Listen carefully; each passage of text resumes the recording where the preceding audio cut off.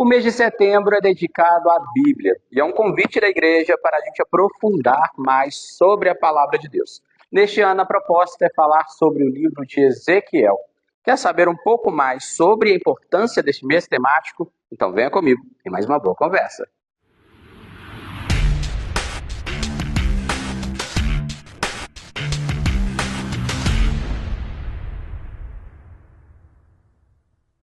E a nossa boa conversa de hoje é com o Padre Franklin, ele que é doutor em teologia bíblica. Mas antes de começar a nossa conversa, Padre, aquele pedido de sempre. Se inscreva no canal, clique no sininho, dá like no vídeo, para assim que a gente publicar um material novo, você já receber a notificação. Aproveita também e compartilha esse vídeo com seus amigos, familiares, integrantes de pastorais e movimentos que você participa, que é uma forma também de evangelizar. Padre, fala pra gente, nós estamos no mês de setembro, o mês da Bíblia. Esse mês que a igreja celebra de uma forma temática, né? Para animar e incentivar toda a comunidade a celebrar a Bíblia, né? A palavra de Deus.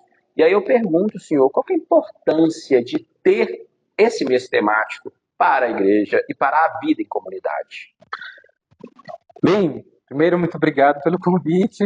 É uma alegria estar aqui e poder conversar com vocês sobre o mês da Bíblia. Então, a importância é que, para nós, a Bíblia ela é fonte, digamos, de alimento, né, espiritual. Nós acreditamos que, lendo a Bíblia, em contato com essas palavras, são textos, são palavras, né, nós temos contato com a palavra com P maiúsculo e no singular, né? Que é a palavra de Deus. Né? Então, essa é a importância, digamos, primeira, né, de estudar a Bíblia. E nós dedicamos esse mês, mês de setembro, para estudar a Bíblia, porque no mês de setembro é o mês onde fazemos memória de São Jerônimo. Né? E Jerônimo está ligado a essa tradução do estudo, do aprofundamento das Sagradas Escrituras. Né? É por isso. Então, cada ano a igreja escolhe um livro da Bíblia para poder aprofundar. Essa é a ideia. Né? Neste ano, a igreja escolheu o livro do profeta Ezequiel. Já já nós vamos falar sobre isso, mas aí eu te pergunto agora, tendo esse mês temático, é uma forma também de aproximar as pessoas da Sagrada Escritura, né? Muitos católicos ficam presos a compartilhar da palavra de Deus apenas durante as celebrações, né? Da primeira, segunda leitura do Evangelho, e não tem esse costume de pegar a Bíblia, de fazer práticas de leituras orantes, mas o mês de setembro vem despertar isso também das pessoas, né? Ela vem instigar que dá uma sacudida que pode muito mais do que além das leituras dominicais. Perfeito, bem lembrado. Excelente, isso mesmo. Porque esse é um dos problemas que eu acredito que encontramos quando a gente trata de leitura da Bíblia, né? Principalmente dentro da tradição católica, digamos assim, né? Nós ainda temos essa ideia de que, bom, eu vou à missa, como você falou, e lá eu escuto o que é lido da Bíblia, né? Mas a gente não pode esquecer de que ali são recortes que foram feitos. Aqueles recortes que foram feitos, eles compõem uma parte do todo, que é a celebração da Eucaristia, a primeira parte que a gente chama de mesa da palavra, né? E aqueles recortes que foram feitos, eles estão dialogando um com o outro. Se a gente pensa exclusivamente ou principalmente as liturgias dominicais, a Eucaristia do domingo, né? A primeira leitura dialoga com o Evangelho, temos uma segunda leitura que ajuda, digamos, a explicitar ou atualizar o conteúdo. O critério utilizado foi o critério tipológico para fazer aquelas leituras dialogarem. Ok, é importante, sim, a gente vai para a Eucaristia, participa, escuta. E a gente vê a riqueza da palavra que pega o livro do Antigo Testamento com o Novo Testamento, o Evangelho, e parece que, tipo, tudo fez todo sentido, que tudo estava no mesmo assunto. Isso. E a diferença, né, cronológica de criação do texto. Isso que é importante, porque a gente é importante fazer esse exercício da Eucaristia, mas não ficar só ali, né, só ali. Porque quando a gente vai para o texto mesmo da Bíblia, né, você lê um texto, um livro, do começo até o fim, essa é a proposta do mês da Bíblia, né, escolher um texto, ler do começo até o fim, você descobre riquezas, né, uma profundidade, né, muito grande, e as formas de leitura. De aproximar-se desse texto durante a semana da Bíblia, de ler o texto como forma de estudo, né, de estudar, de ler esse texto de forma orante, porque aí eu vejo que eu leio o texto, mas o texto também me lê, né? então estou numa tradição, né? Então isso também nos ajuda. E uma outra coisa que eu acredito que é importante, do mês da Bíblia nos ajuda, é recuperar esse elemento do estudo, como eu já falei, e de entender que a gente precisa se aproximar da Bíblia com ferramentas de estudo, porque senão a gente corre o risco de fazer uma leitura fundamentalista do texto, né? E utilizar a Bíblia, pedaços dela, frases tiradas dos contextos, às vezes para atacar as pessoas, né? Às vezes para fazer mal a outras pessoas, né? Precisa ter cuidado com isso. Então, semana não, o mês, né, de estudo da Bíblia nos ajuda a recuperar isso também, esse esforço de lembrar de quanto o estudo é importante, fazer hermenêutica, a interpretação do texto, né? Eu falo, a Bíblia não foi feita para se ler, mas para se inspirar e viver, né? Isso, perfeito. Tá aí também a prática de Lexio Divina, né, da leitura orante, você ler, reler, buscar uma oração em cima da Isso, Sagrada Escritura e trazer esse conhecimento para você. E aí falando de uma proposta da igreja, né, de trazer um livro para ser estudado durante todo o mês de setembro, esse ano o livro escolhido foi o livro de Ezequiel, né? Fala pra gente, o que livro é esse? Bom, a primeira coisa a lembrar é que esse livro foi escolhido do profeta Ezequiel porque a ideia é que esse mês da Bíblia ele nos ajude como igreja, nos ajude a fazer uma preparação para o jubileu, que é o jubileu da esperança, não é isso? Então, e esse livro do profeta Ezequiel, ele tem essa tônica da esperança muito grande, né? Agora, por que esse livro tem essa tônica, também, essa característica, digamos, da esperança? Eu gosto de pensar do livro do profeta Ezequiel que ele tenta responder duas grandes perguntas, né? Uma grande pergunta que vai no campo, digamos, a gente chama de que nasce no contexto situacional e uma outra pergunta que nasce no que a gente chama de contexto existencial, né? Esse livro foi produzido, ele foi elaborado a partir de uma situação de uma tragédia. O povo de Deus tinha sido praticamente quase que aniquilado pela Babilônia, tinha sido deportado uma parte do povo para a Babilônia, viveu o exílio. Foram alguns grupos, isso foi feito durante algumas vezes. O primeiro grupo que é levado, né, isso é por volta do sexto século antes de Cristo, que é levado para a Babilônia, entre esse grupo está o jovem sacerdote Ezequiel, e lá no exílio é que ele vive essa experiência, a gente diria hoje experiência de Deus, né? E essa experiência profética, e ele é a voz de Deus que fala a esse povo que está nessa situação de desespero, de tragédia total, e faz com que o povo recupere a esperança, não é? Esse é para tentar entender que Deus não abandonou o povo e de que o povo, a partir daquela experiência, é chamado a reconstruir a sua identidade. Então é por isso, é porque é um livro que tem um tom de esperança, foi escrito nesse contexto, digamos, um desafio muito grande, né? E é para nos lembrar também hoje de que Deus caminha conosco, né? Não nos abandonou, né? E que nós construímos a nossa identidade como povo dele na relação com ele, né? E aí agora eu te pergunto, como celebrar esse mês temático? A igreja, né, propõe roteiros, elabora material, mas como ser trabalhado isso, a prática dessa celebração temática? Bom, como você falou muito bem, tem roteiros, e aí você vai encontrar propostas de roteiros feitas por diversos grupos na igreja, e são muito bons, eu aconselho que siga alguns desses roteiros. Mas se você não tiver nenhum roteiro, o que você pode fazer é simplesmente pegar o livro de Ezequiel e ler.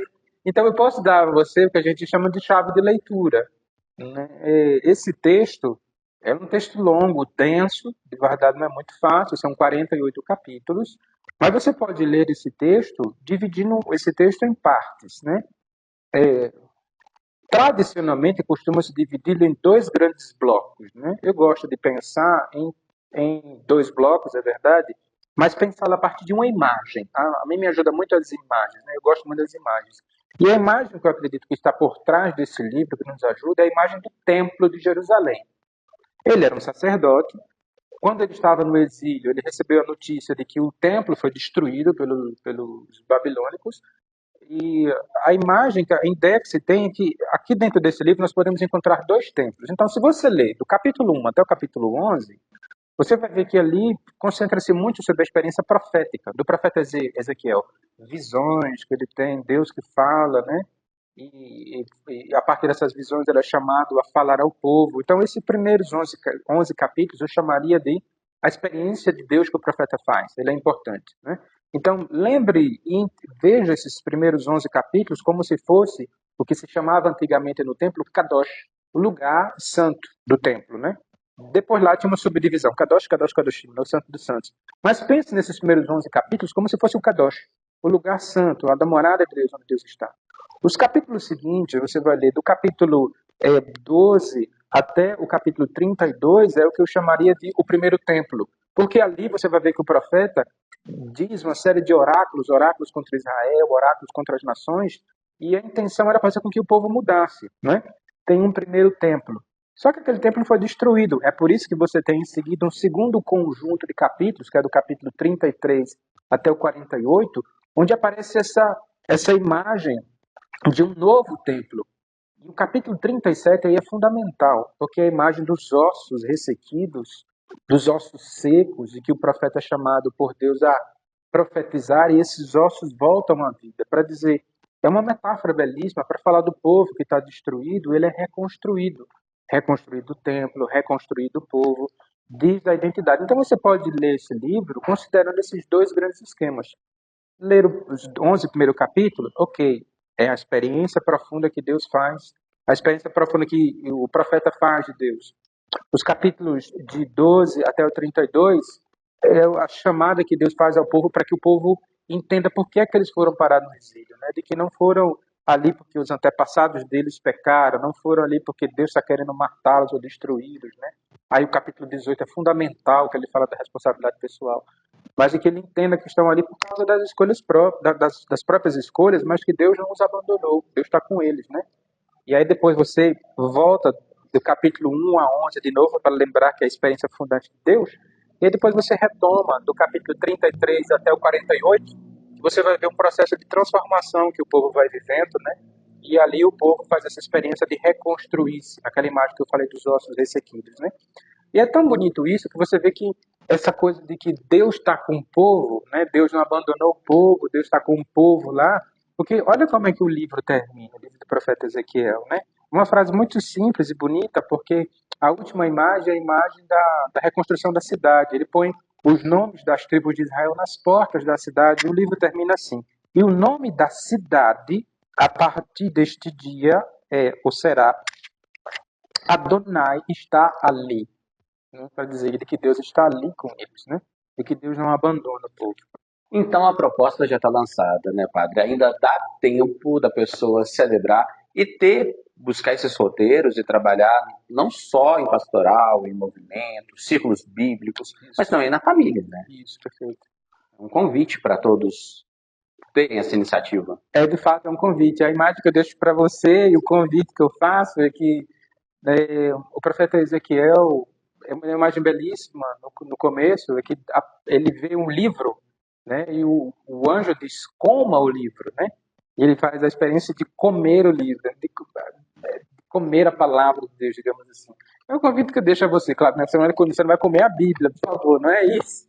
Mas para dizer de que a Bíblia é alimento, né? Entenda de fazer essa experiência durante Se alimentar esse da mês, palavra. alimentar-se da palavra, né? Em família, como você falou, na comunidade, nos círculos bíblicos, na leitura pessoal, orando, né? De que seja alimento. Porque aí essa palavra, a palavra de Deus que falou ao povo no exílio, a palavra de Deus que fala a você hoje, a nós, nas situações às vezes catastróficas, e para que a gente não perder a esperança, né? Então essa é a ideia. E para animar o povo da Diocese de São João del Rei, no finalzinho de agosto, o senhor esteve aqui participando de um encontro tanto com o clero diocesano, com o bispo, como também com leigos, lideranças, né? É bom, né? Para dar aquele impulso Isso, na comunidade. de fato. Eu fiquei muito feliz com o convite, porque o que é que acontece?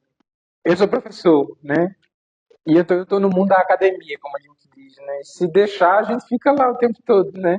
Então, sair, ter contato com o clero, com os padres, contato com o povo, né? Isso, assim, me ajudou muito, né? Porque tem uma troca. Eu nunca vou no intuito de que, eu sou professor, vou ensinar. Eu vou também para aprender, né? Também escutar o povo, escutar os padres, o clero, foi uma experiência bonita, né? Então, isso ajuda muito, me ajuda. Eu fico muito feliz. Além de Obrigado. conhecer a Diocese. Claro, São João da Rega eu não conhecia, né? Então, que bom. Padre, muito obrigado por partilhar conosco o seu conhecimento e ensinar a gente um pouco sobre esse livro. E o aprendizado fica ainda maior se você buscar, né, dessa experiência, dessa prática e buscar trabalhar esse mês temático, o mês da Bíblia. Padre, muito obrigado. Muito obrigado a você de casa por acompanhar mais uma boa conversa. Semana que vem temos mais um encontro marcado, viu? Um grande abraço, fiquem todos com Deus.